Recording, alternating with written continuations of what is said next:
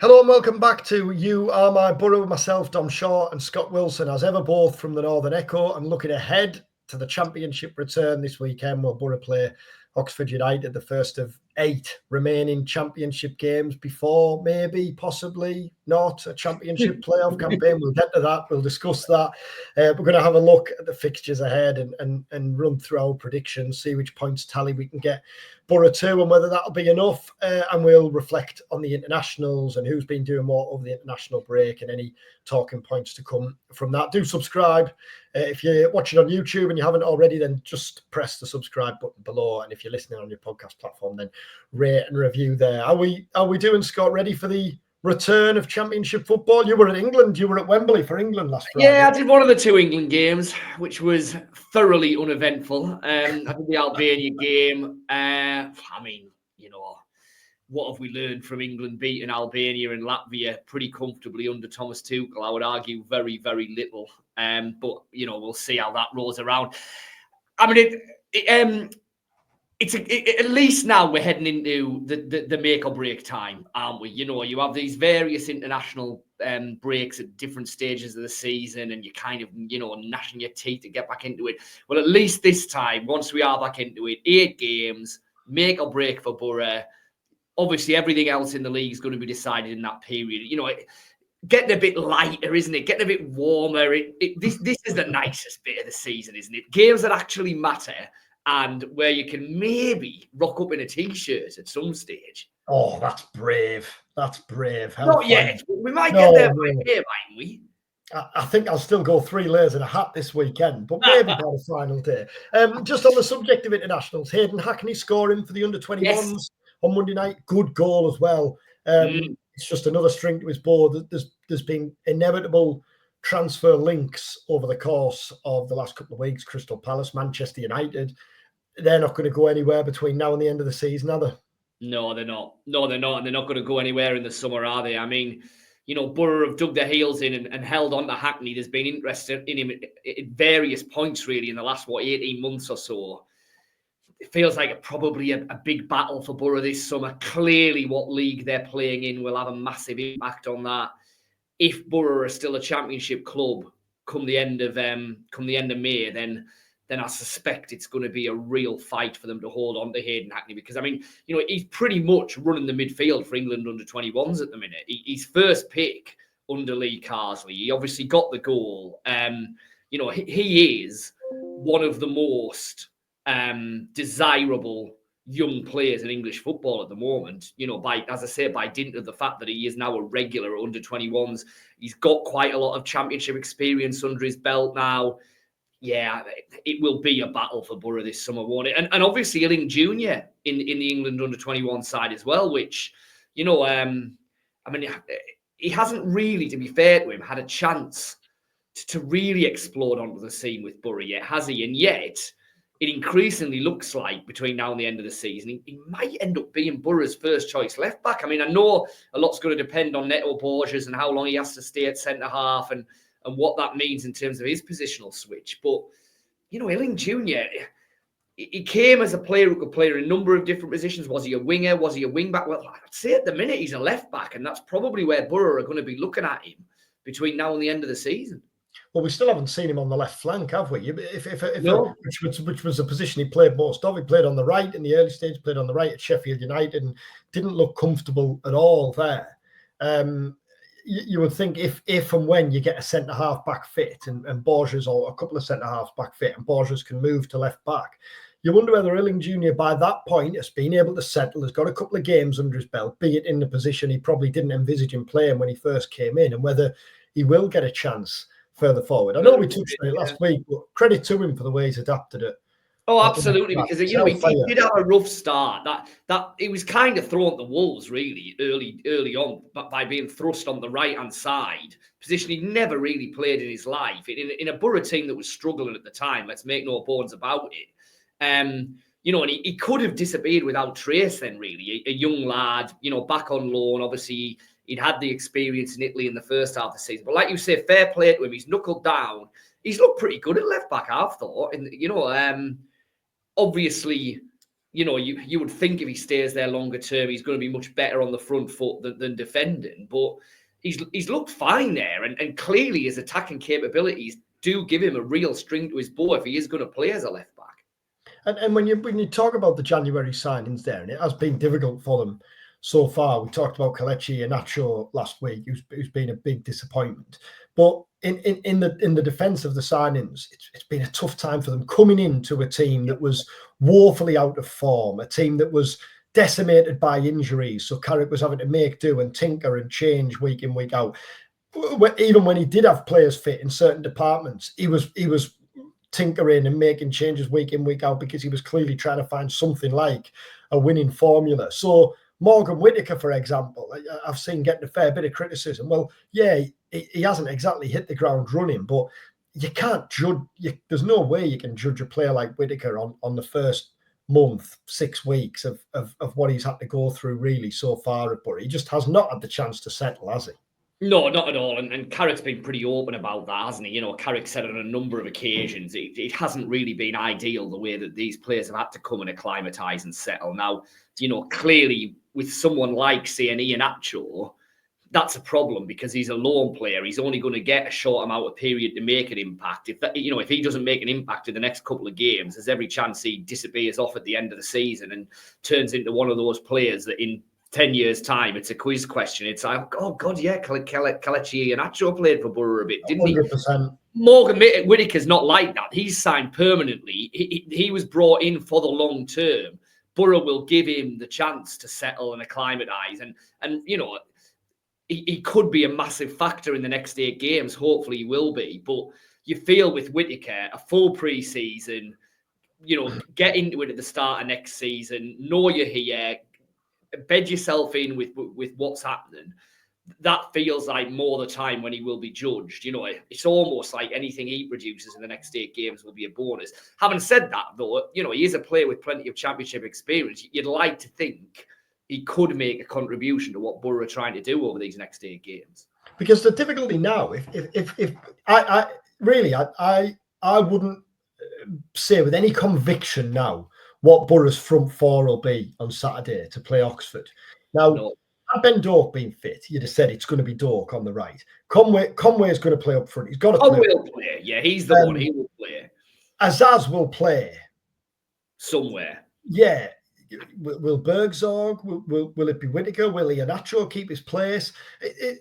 Whittaker has come in and he's played various different roles. He just, similar to the defenders, really, just hasn't had a chance to come in and slot into an attack that's been playing together week in, week out. Like the attack a couple of years ago when, say, Aaron Ramsey came in on the left and made such a huge impact. Well, he came in and he was the only real change, wasn't he, when he played on the left? You still had Tuber at number 10, Force playing on the right, Cameron Archer coming in, same, and playing up front. So you've got to bear that in mind, I think, with Whittaker as well, haven't you? Yeah, I mean, there has been an awful lot of chopping and changing, and I think in an ideal world, Carrick wouldn't have wanted that, but that's really just a reflection of the fact that probably bar Conway and like you say, Azaz, nobody else has made themselves undroppable, have they? Nobody else has really seized that opportunity to say, right, pick me because I'm doing this, this, and this. Force had moments when he was in and around it. Whittaker's had little fleeting moments. Bergzorg had that pretty decent run when Boro were not playing well, but then found himself out with the team after that. So you're right, it's only really Conway and Azaz that Carrick has probably felt compelled to go to week after week after week, because they're really the only ones who have kind of justified that. Obviously, Hackney and Morris behind them, but in terms of the front four. And we talked there about Hackney and inevitable interest. Well, there's a headline in the Irish Mirror this morning: the rise of Finn Azaz, Ireland's new playmaker who is busy turning heads. The intro: there's an irony to Finn Azaz being linked with a Premier League move, considering he spent so much of his career at top flight clubs, and Crystal Palace have been linked. Is that inevitable as well, purely because of the numbers Azaz has produced this season, and the fact he's now producing on the international stage as well, as scored last week for Ireland? I think it is. I mean, I would strongly suspect that the level of interest in Hayden Hackney this summer will far exceed the level of interest in Finn Azaz. But that's not to say that Azaz would not be a candidate for a Premier League move, because, as you see, his numbers during that loan spell at Plymouth were really impressive. That was part of the persuasion for Boro to get him. He's then kicked on again, I think, with Boro. All right, he's had little dips within that, but I think in general you'd say that he's developed pretty well at Boro. And as you say, he's also now shown that he can do it on the national stage with Ireland. So yeah, so much of this summer clearly is dependent on two massive things. One, what division are Middlesbrough playing in? Two, is Michael Carrick still the head coach on the first game of next season? It's very hard to make any hard and fast predictions about what's going to happen with Boro, this summer and in the longer term without knowing the answer to those two questions, because I think so much comes from that. But clearly, whatever the answer to those questions are, there's going to be a fair amount of upheaval again at Boro this summer, which doesn't necessarily tally in with the kind of longer term plan of a bit more stability and a bit more strategic building and all of that. It's just the way things have panned out really as a result of the way things have gone in the last year and a half. Yeah, it feels like it's going to be a summer overhaul again, really, or certainly a summer rebuild. When you go through the squad, goalkeeper, there's clearly going to be an area that's going to need to be addressed.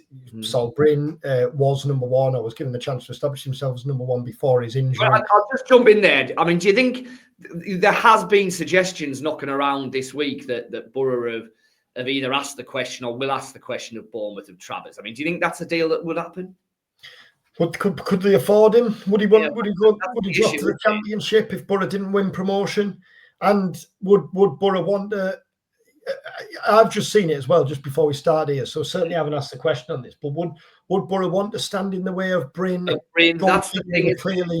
Who they clearly rate very highly and who they were given a chance to be number one. I mean, had Bryn not picked up that injury, he would have remained as the number one keeper all season, wouldn't he? So Mark Travers wouldn't have signed if Bryn wouldn't have got injured, would he? Because you've had Bryn and Glover as backup. What you might have done is thought. That said, mind, of course, Dieng presumably leaves the equation full time this summer. So, but he's going to be injured. He's going to be that Achilles injury is long. You're looking at probably a year there. So if he's still got 4 months of rehab, are you going to be able to get a move for Dieng? In the summer? Regardless, it's an area. Glover, would Glover be going into the last year of his contract? If he wants to stay in the Australia fold, can he spend another season? Yeah. Well, then you've got right back. We touched on last week. Dijksteel out of contract. Ayling struggled for form this season. A year left on his contract. Centre half, you're already short, and that's without knowing what the Vandenberg situation is. Yeah. Left back, well, are you going to? It's looking unlikely that you're going to sign Ryan Giles on a permanent deal. Well, you've got Bangura coming back, so you might not have to. You could charge McCormack there. Midfield, an area that's going to need work. The fact that they went for Glenn Kamara shows what type of player they're going to try and sign in the summer. That's without Hayden Hackney and without knowing what Johnny Howson's future looks like. Ben Doak's going to go back. Iheanacho's going to go back, so you're going to be left short in attack. So there's already several areas that are clearly going to need work. Yeah, no, massively. Yeah, massively. And like I say, clearly a lot. What division are Boro in? Are Boro going to back Carrick and say you're our man? And what kind of player do you want? And okay, well that's going to drive our recruitment in the summer. Because it clearly did, at least to a certain degree, in January. You mentioned Doak there. I mean, do you think? I'm jumping on a bit of a tangent here, but do you think we're going to see him again? What's your reading on that? I mean, there hasn't been much, obviously, coming out of Liverpool. Carrick was kind of asked about it, 2 or 3 weeks ago? Obviously, we're recording this on Wednesday. You'll be at Michael Carrick's presser tomorrow, Thursday, Dom, at Rockcliffe. I'm sure, a Doak update will be sought. What's your best guess on it? We asked Carrick about it after Luton before the break and just said, have you heard anything?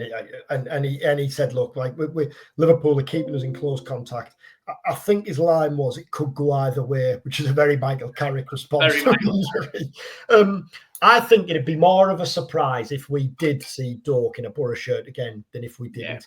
Yeah. We don't know the extent of the injury, but he's had surgery.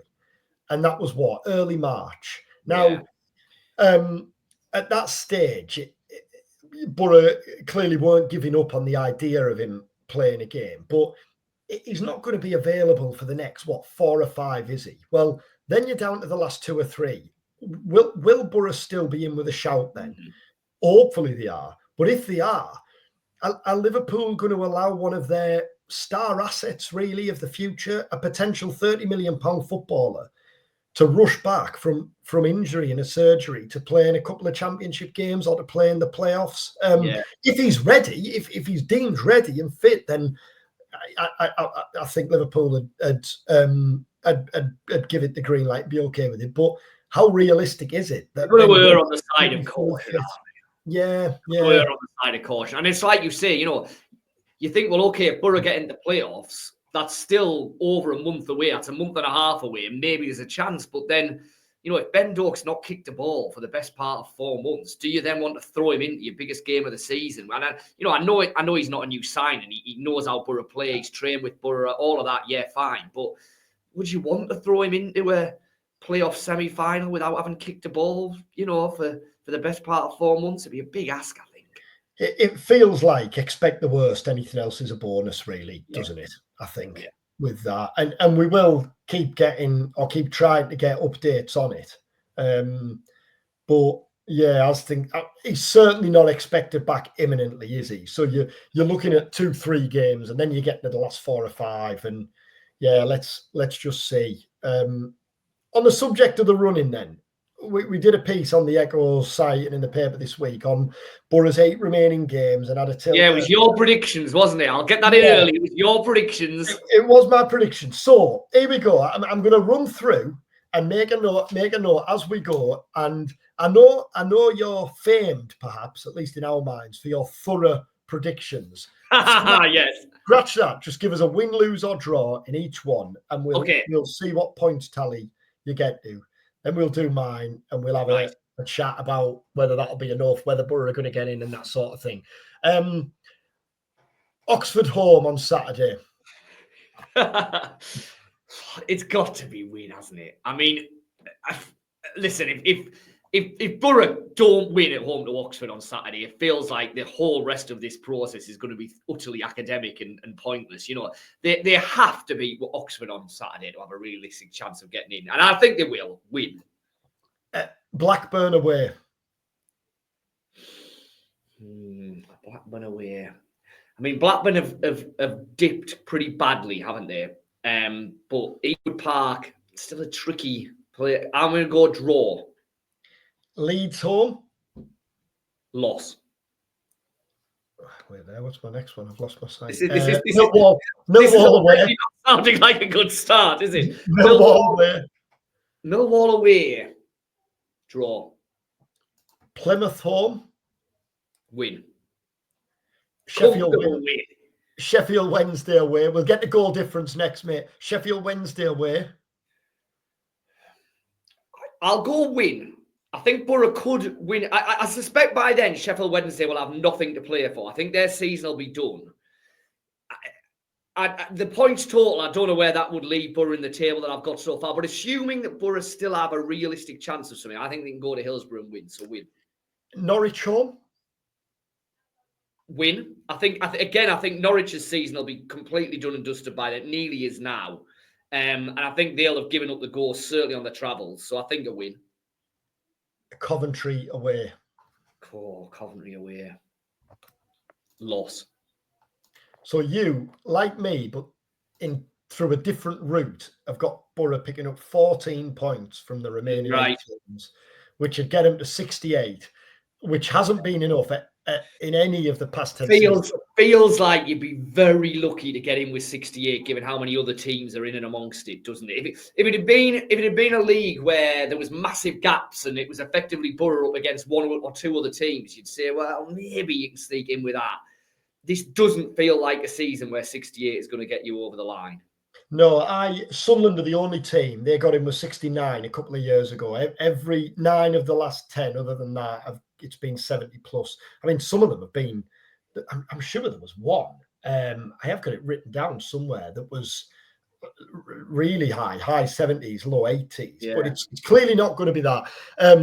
I went a different way. I fancy Boro to beat Oxford and Blackburn. I think Blackburn are done, but then I had them lose to Leeds and Millwall, beat Plymouth, draw at Sheffield, beat Norwich, draw at Coventry, and that felt like I was being optimistic, really, and generous. I mean, I think there's every chance Coventry are in on the final day. I think there's every chance Coventry are already nailed on for 5th. They look unlikely to catch 4th. I don't think West Brom or any of the teams below, including Boro, are capable of stringing together a run like they look like continuing. So I think there's every chance Coventry are in, but still, you might well. All right, here's one then. Would you take now if someone offered you, you've got to go to Coventry on the last day of the season, and if you win, you're in? Yes, I'd take that from Boro's point of view. Yeah, because I think that you don't have to see. Well, if Boro simply maintain the form that they've been showing since Christmas, they will not be going into the last game of season still with a chance because they haven't played well enough. So to get to that scenario, you're kind of saying that they've improved enough to get themselves in there. You know what I mean? I think now if you say to, well, clearly Carrick wouldn't say this, but I think if you said to any one of the Boro persuade, you might try that, yeah. Michael, just one more. You can go to Coventry on the last day of the season knowing that if you win, you are definitely in the playoffs. I think they'd take that all day long, yeah. And regardless... I'm not necessarily sure they'd win, mate. Regardless of... let us know in the comments, by the way, how you foresee the running playing out and what tally you get Boro to and whether you think that'll be enough. But Oxford and Plymouth are the two games where you look at and think, if Boro are to get in, they simply have to win those two, don't they? And I think Norwich is probably, because Norwich will be out of it by then. Yeah. I think Norwich is similar. But Oxford and Plymouth are the standout two, aren't they? Yeah, absolutely.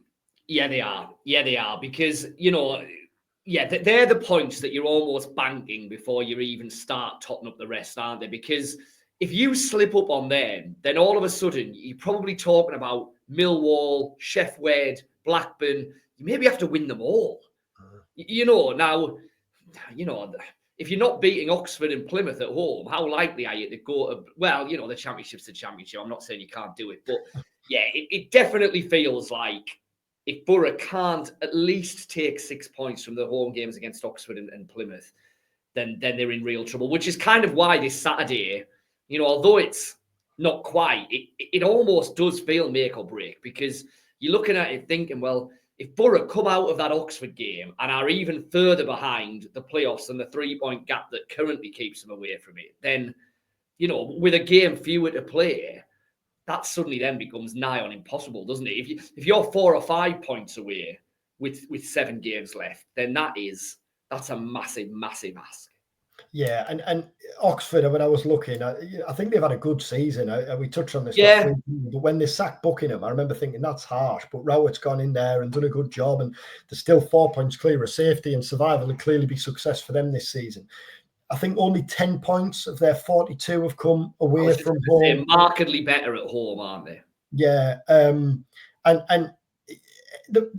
the back of the underwhelming performance at Luton, anything other than 3 points, and you come away from it, even if you're not mathematically, obviously you're not going to be mathematically out of it, but it just all would add to this feeling of we're not good enough to win promotion this season, we're not good enough to string the results together. It feels like any win will do, but you want a comfortable, you want a routine, you want an impressive 2-3, 4-0 win to try and build a bit of something before. That's it. In an ideal world, you want a bit of momentum and a bit of a sign that performance levels are improving. Ideally, you want a bit more of a cutting threat and clearly a bit more of an attacking threat than there was at Luton when there wasn't a shot on target, was there? But listen, fundamentally, Boro just have to win. That's the top and bottom. Boro have to win the game any which way. Get the 3 points, and at least then you are rolling on, and we're saying, okay, you're still in it. We're off to Blackburn, then we've got Leeds, but we're still in this. I think that, like I say, any drop points at the weekend feels to me like it could just about be the end of it. And I think Blackburn are against Portsmouth this weekend, I'm sure I've seen, but they've had a rough old time. Yeah, they're away to Portsmouth on Saturday. Yeah. Now, if you're having a flutter and you're forced into picking a winner on that one, you'd go Portsmouth, wouldn't you, on Blackburn's current form? They've lost the last who have West Brom and Bristol City got this weekend? I should know this. this Yeah, research. here we go. This is the prep that goes in.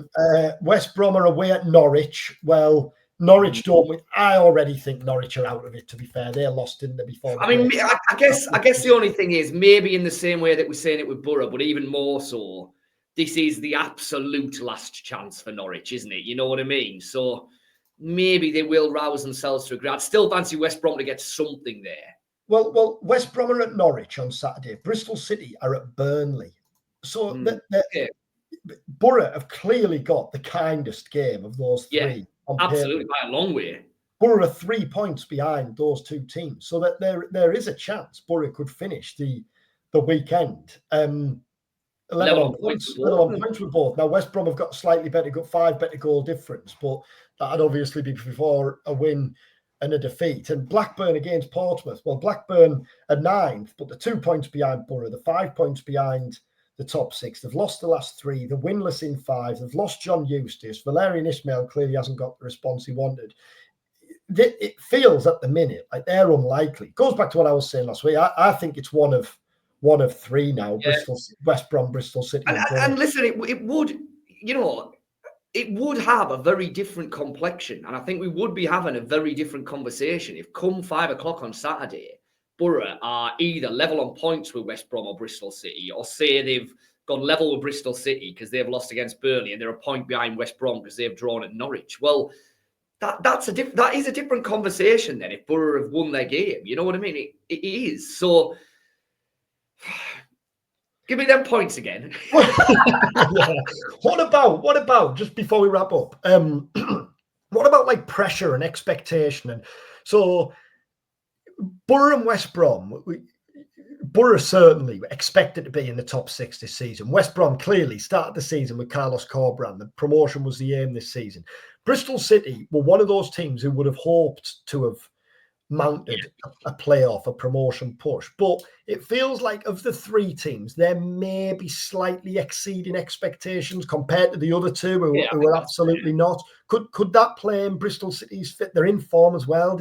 Could that play in Bristol City's hands? Or come the last 2 or 3 games, is that all off the table when you've got however many games left and you need to get however many points? Yeah, I think it's largely off the table come the end of it. Like, we're not talking, you're not talking kind of Luton a couple of years ago. Analogy, like Paris Saint-Germain trying to win the Champions League or something, where it's been, like these are 3 clubs who haven't, let's be honest, haven't been good enough to feature in the automatic promotion race all season. So are therefore relatively inconsistent by their very nature. Yes, all right, Boro and West Brom, are historically bigger clubs, have been in and around the promotion battle more than Bristol City have. Yes, I agree, would have a greater weight of expectation on them. But I still think come the last 2 or 3 games, that's largely irrelevant. Yes, again, maybe Boro's and West Brom's squad have a little bit more collective experience of having been in and around this. But then, it's a long time. Within 2 years, this Boro team is massively different to the one that was in the playoffs last time around. So I think all of that largely goes out of the window. It's what kind of form are you in? How are you actually playing? And then how does your group of players handle what will be massive pressure come the final day or the final couple of days if everything's on the line? 3 points this weekend? Well, I've already said yes, haven't I? Yeah. Oh, yes. Yeah. Well, go on then. Now give us one of your thorough predictions. I think 2-0 Boro. I think Conway 37 and then Hackney 71. Yeah, well, we'd take that. That'd keep Boro ticking along. It'd keep Boro moving along. It'd give us another reason to talk about the playoffs in next week's episode of. And the safest prediction of the day, you'll still have your maybe 4 layers, 3 layers. 3, yeah. You can't undercook it. You can't undercook it, can you? We've all been guilty of that before. I don't think it's been a particularly cold season. I can't even believe I'm going down this. No, it hasn't. To be There fair. hasn't been many games. Luton was freezing, and I wasn't prepared for it. Yeah, I remember you saying that, which kind of came from nowhere. Yeah, but there hasn't been too many games this season where I've sat there and thought, my God. But, no, it hasn't been, because largely we haven't been driving through snow or ice or like pitch inspections, you know, like there's been nothing really like that, has there? It's been all right. Anyway, can I get a headline out with that last bit of weather chat? Thanks as ever to watching. Thanks, by the way, if you're listening on your podcast platform. I was just going to say that you need to. You might well have realised that we're sounding a lot more sharper and more polished, and we've got a bit of an intro and an exit tune now, and it just sounds a bit more professional. Well, that's got nothing to do with me or Scott. That's thanks to Frank Foster, who's a listener of You Are My Boro, has been for however long, and got in touch and said he was happy to help, which we massively appreciate. And I'm sure you'll agree, if you listen to the podcast platform, it's just give us a bit of extra edge on there. So if you're watching on YouTube and you haven't listened on the podcast platform, then give that a listen. But a massive thanks to Frank from us. We really appreciate that. And we really appreciate your support for watching and listening. Do subscribe if you're watching on YouTube. Get in touch in the comments with your points tally and predictions and where you see Boro ending up this season. And then we'll be back next week, hopefully looking back on the Oxford win, previewing the Blackburn game. Take care. Enjoy the rest of your week.